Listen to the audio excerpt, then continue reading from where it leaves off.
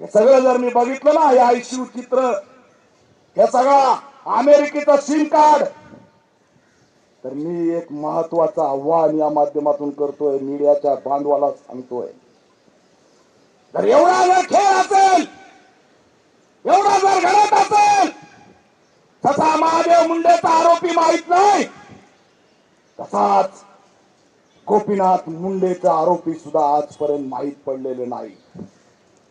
का गोपीनाथ मुंडेंच्या हत्येची चौकशी या सगळ्याकडून केली नाही पाहिजे, हा प्रश्न मी आझाद मैदानातून विचारतोय.